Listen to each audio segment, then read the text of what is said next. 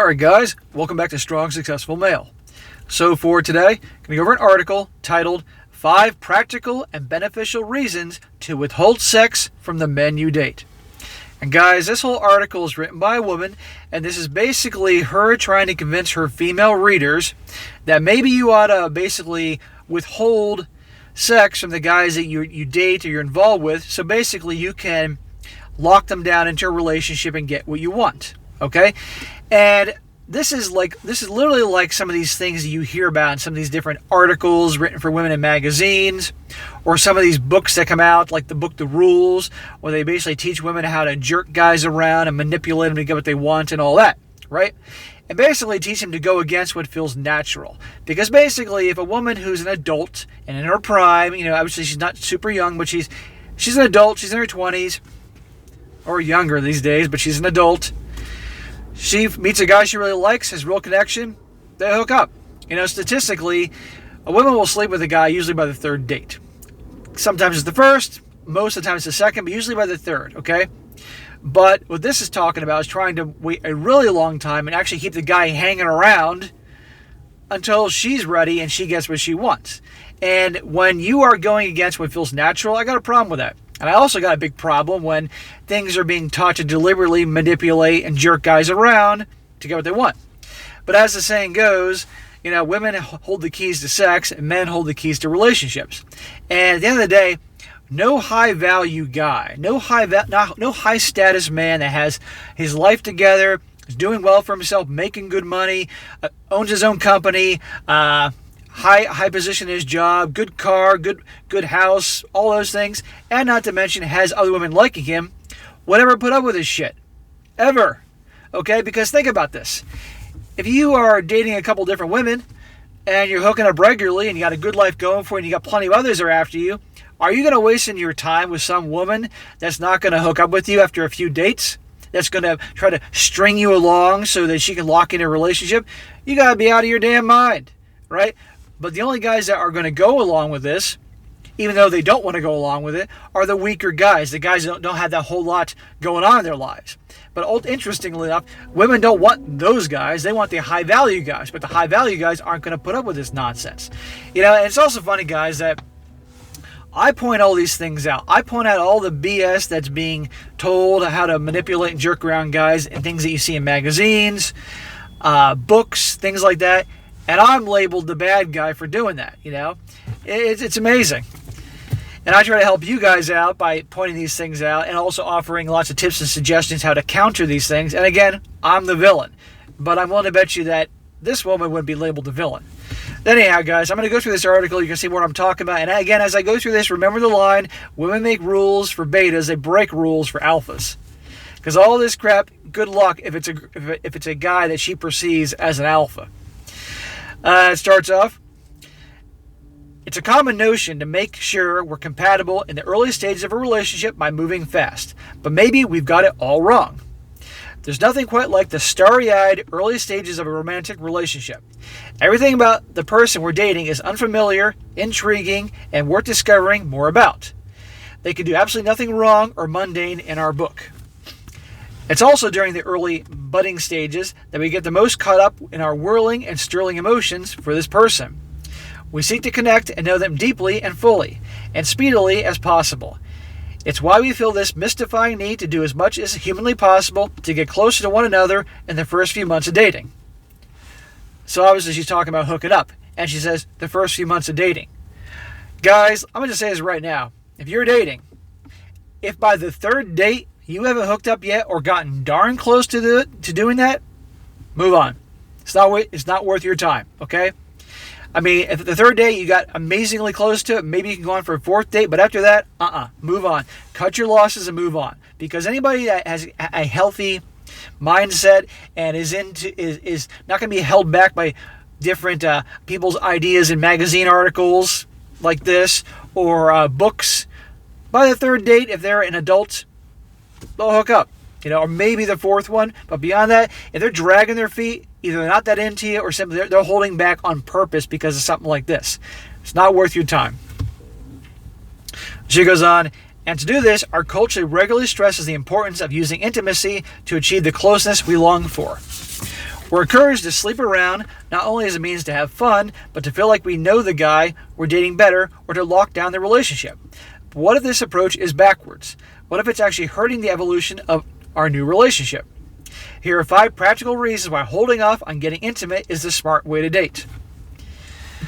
I hope that the guy that this woman dates, or the guys that date, find out about this type of thing, so they know to obviously not spend a whole lot on dates with her and cut their losses early. Otherwise, and by the way, this is why I tell you guys, one of many reasons why you should keep your dates in the beginning cheap. Don't spend a whole lot of money. The first date, 1 drink. Second date, maybe a couple drinks and appetizers. Keep it inexpensive, because that way if things are being dragged out like this, like she's recommending, you're not investing too much money. But on the other hand, if you took her out on multiple dates and you're spending hundreds of dollars in these fancy restaurants and everything, now you're invested. And you feel like, I'm getting this no matter what because I put so much money into this. On the other hand, if it's just meeting up for an occasional drink during happy hour, you didn't spend that much money. Just maybe some of your time was taken up and just a little bit of money. Just keep that in mind. It's one of the many reasons I tell you about these things. Here are 5 practical reasons why holding off on getting intimate is a smart way to date. Number 1, it weeds out the guys who don't want a relationship. If a relationship is what you're looking for, the guys who desire nothing more than a casual, no-strings-attached setup will bolt the moment they realize they're not getting what they want. They might ghost us, physically leave, or just mentally check out for the rest of the date. While their brisk abandonment of what could have been an otherwise entertaining date is hurtful in the moment and can even lead us to question if we're doing the right by sticking to our guns, it's surprisingly helpful to our cause. Our cause. No guy is worth bending our own convictions for, and no relationship is in which we had to convince someone to stay and agree. I can't talk very well right now. Convince someone to stay and agree with our way of doing things will ever work out well. Well, guess what? That guy who bolted may actually would have been into a relationship, relatively quickly, but if he gets the idea that you're going to be waiting months to hook up, that could be something different. He says, I'm out of here. That's ridiculous, which it is ridiculous. Number 2, and by the way, this whole thing about convictions, well, again, whose idea, where do these convictions come from? Somebody else's idea on how things should be. Number 2, we'll know there's more than sexual chemistry. The prevailing sentiment these days is that sexual chemistry is the most important type of chemistry in any lasting romantic relationship. And if we don't ensure it exists early on and confirm the chemistry is to our taste by moving fast, we'll end up in a loveless, monotonous relationship. But we fail to recognize that our hyper-focus on sexual chemistry means our relationship end up being based on little more than that. Instead of a sincere friendship, trust, a profound emotional connection, or loyalty. The qualities that guarantee a healthy and durable relationship. Well, those are all good things if you do a relationship, but if you don't have that chemistry, like she's talking about, it's not going to work. Okay, you're basically just being friends. That's why it's good to embrace that early on. It's not glamorous or whimsical to admit that sexual chemistry, while meaningful, is not the secret ingredient to a life of happiness and bliss, but it's true. Relationships that are basically based solely on what felt good in the moment and nothing more don't have a fighting chance of surviving while life gets tough. Spoiler alert, it undoubtedly will. I gotta wonder if this woman has actually ever had sex in her life. I'm really starting to wonder this. Or she's one of these born-again virgins or some bullshit like that. Number 3, it gives us time to agree on the relationship. When she says here it gives us time, more like it gives her, the woman, time in the way this is being written. As odd and unromantic as it sounds, at the beginning of every romantic relationship, there's a sort of unspoken contract or terms of engagement that dictates what the rest of the relationship will look like. Believe it or not, this contract is drawn up by the end of the first date or 2. When we hurry to get intimate with a guy, we're virtually committed to an agreement that we haven't been explicitly settled with him yet. And that agreement most definitely includes hooking up, but not necessarily commitment. By waiting to take that step with a guy, it gives us a chance to get on the same page in terms of what we're looking for from the relationship, saving us from getting hurt if he says he's not ready for a commitment. Number 4, it gives him a chance to woo us. Okay, Your Royal Highness. Why wouldn't we want a guy to go out of his way to buy us flowers just because, offer to bring us our favorite soup when we're feeling under the weather, or ask us what our upbringing was like and actually care to know? Guess what? You can get a typical nice guy is going to do this crap anyway, and you don't have to withhold sex for months and months at a time. Okay, I don't know. Here's my guess, guys. I'm guessing the writer of this, if she actually has hooked up before, I'm guessing she's probably had many, many, many dates and hookups with the bad boys, and basically knows darn well what her nature is, and she's not getting the type of guys that she wants. She's getting a little bit older in life, and she wants those relationships, but she's attracted to a certain type. So now she's come to the conclusion, this epiphany, that if I basically withhold sex, then I'll get the nice guy. Okay, and everything will work out fine. Even though I guarantee you she's probably attracted to the bad boy, she was probably a one-night stand type. Who the hell knows? But I'm just not buying this is her real character and has been so her whole life. No way. Something's up here. It's safe to say that in our modern dating culture, we're finding a date is as easy as swiping through a menu of singles in the area. Taking the time to woo a woman isn't at the top of every guy's agenda. In fact, too many guys would prefer to skip these altogether and go straight to what he considers the main event. Well, that is how things are with Tinder and all the dating apps, making things very, very easy. But it takes two to tango. Okay, it isn't just guys that are the cause of the problem here, and yet the blame is put on us again. Big surprise there. But as for the whole like wooing and all these other things, like, hey, you can do things for us too, you know. But also plenty of guys know darn well they do all these things, and what happens? They're seen as trying too hard or being too nice, and they get turned down. So that's why a lot of guys don't do these things anymore.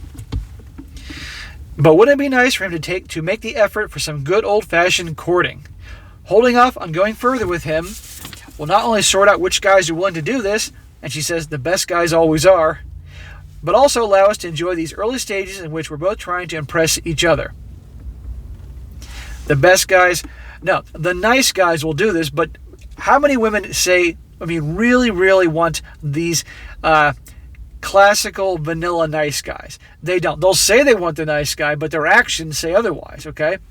And again, like I said in the beginning, guys that are high status, high value, they're never going to put up with this, ever. And here's the interesting thing is, just because they are high status and high value guys doesn't mean they're bad guys, but they value themselves. They have so much going on in their lives, they're not going to wait months on end to hook up. They'll probably go for a few dates, and beyond that, they're out of there. Why? Because why should they? They want to do what feels natural, and they want to be with women that aren't going to try all this bullshit to lock them down. So women try this, the only type of guys they're going to get are the same type of guys that they get married to, and they're then walking around miserable all the time and rolling their eyes because they know they settled for the boring nice guy. Number 5, we might be trying to convince him to like us. In a culture that treats dating less as a getting to know you arrangement and more of a I have an itch to scratch understanding, it's reasonable to feel like if a guy can't find a hookup that easily, we may as well offer to him in order to pique his interest and making him willing to stick around. Unfortunately, this approach can end up backfiring on us when he eventually starts looking elsewhere for something new, or we find out that he never stopped meeting up with other girls. Using our bodies to get a guy to stay will never work the way we planned, instead leaving us wondering why we weren't enough for him. But for him, it was never about finding one woman to fulfill him and all of his needs. In closing thoughts, thank God, we're sold on the idea that our best chance of finding our perfect match is by moving fast to lock down a guy. But it turns out that waiting to take that step has enormous benefits to the health of the relationship as well as ourselves. Well, good luck with that. But let me tell you this. Here's another idea. You go out on a date with a guy you're interested, you have a good time. You go on a second date, you have an even better time. At that point then, second date, third date, and guess what? You hook up. And you have a great time. But instead of trying to pull all these rules and all these gimmicks and manipulations to trap the guy and avoid all that, do what feels natural. How about the girl is a lot of fun to be around, pleasant, she's drama-free, she's girly, she's feminine, and she shows him in those dates, up until when they hooked up, within a few dates, that she's the type of girl that he would like to keep around. that when they hook up, she is definitely the type of girl he wants to keep around and keep hooking up with. Be that girl, and I guarantee you're having a lot better chance having something more natural, enjoyable than what she's proposing when girls making guys wait months on end to hook up. What is this, freaking high school? I mean, come on here. But like I said before, I strongly suspect this woman has had one too many being ditched by the bad boy. Now she's trying to get everybody to convert into her way to lock down a nice guy. I just do not buy this. This has been her way the whole time. I think she's been burned, and she's trying to get other women to change their minds as a way to make herself feel better, or get even with the bad boys that they hooked up and he kicked her ass to the side of the road. Who the hell knows? But anyhow, I point these things out, guys, to show you what is out there, what is being taught, what is being trying to... Because there's going to be a number of women that are going to read this and might think it's a good idea. And they're going to go out on dates with guys and drag things out on purpose because of what they read there. So I'm pointing these things out. And of course, I'm the villain because we know darn well, I got plenty of haters out there that trash me every day. Every minute, every day I'm getting trashed on all the things I'm on. YouTube, TikTok, Clapper, Instagram, Twitter, all the time. But I don't care. I'm going to point these things out to help you guys out. So anyway, guys, that's it for today. Be sure to comment down below. Let me know what you think about this. Let me know, have you had a situation like this? Have you had a girl as an adult woman in her 20s, in her prime, or even older, drag things out? And you know darn well. How long did that last? And be sure to like the video, share with your friends, and subscribe.